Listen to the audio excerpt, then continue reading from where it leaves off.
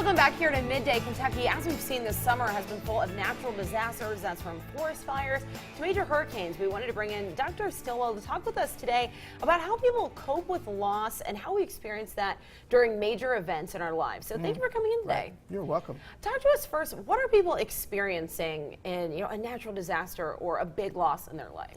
Yeah, I really think that it's the loss of your assumptive world. Everything that has meaning for you is turned upside down. It's like being in the tornado in The Wizard of Oz. You know, she says, we're up in the cyclone. And then when she lands, she goes out and says, we're not in Kansas anymore. You know, everything's changed. And so what do you do with that? Everything feels kind of discombobulated. How do I find meaning in life when the things that were most meaningful to me are now gone? Mm. And what are, I guess, some of the signs of maybe emotional trauma? Because I know there's some people who go through things who might think, you know, I'm okay, it's just a setback or whatever, but there could be some serious issues there. What are the signs? We really kind of rationalize in our minds sometimes, oh, it's no big deal, it was only this or it was only that, and minimize our own pain and the things that we've been through. But sometimes our relationships are kind of messed up and disturbed because we start yelling at people or getting angry. We don't know why. And it can be looked at as either externalizing or internalizing. Externalizing being, I'm just going to stay busy so I don't have to think about it. Or internalizing, I'm just going to fall into my own shell and just be by myself and in the dark and not think about it. And either way is not healthy. And I guess, is there a specific way that's better than the other to cope? I mean, maybe it works for some to internalize it, maybe it works for others to Well, everybody's going to have their own natural inclinations of the way we cope, but the third way is actualizing.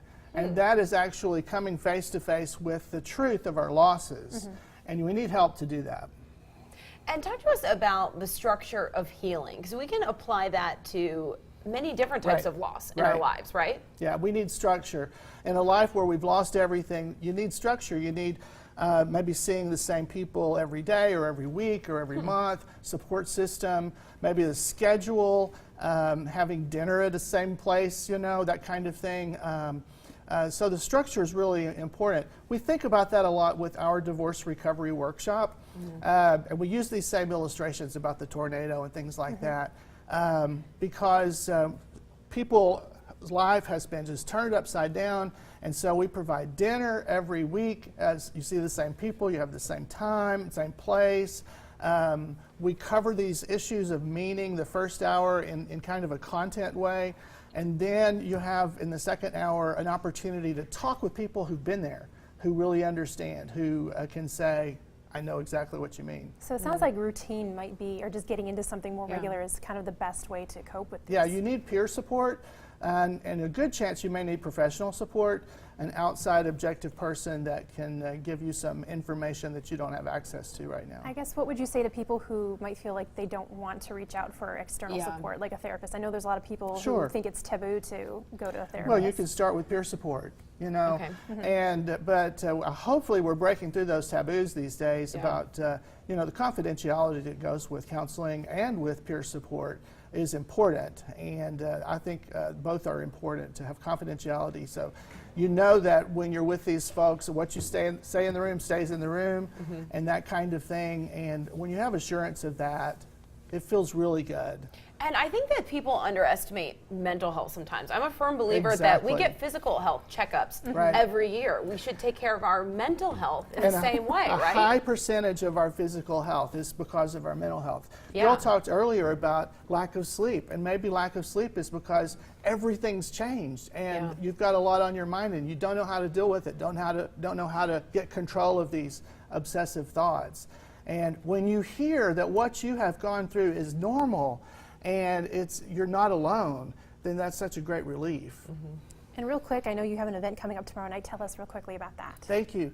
Tomorrow night is the first night of our 7-week series of divorce recovery workshop. We've done twice a year since 1993, and had over 3,200 people go through the program. So it's a safe place for people to walk in and find exactly what we've been talking about here, the structure, the content, the support that you need to go through this tornado kind of experience of yeah, divorce. and everyone needing support in that time. We'll put all the information up on the screen for people to reach out, go over to the event. Also, a wonderful Facebook page, Dr. James Stillwell. You can get the information there as well. But stay with us. Here after the break, we have the latest news out of Hollywood, plus a look at Elisa's forecast.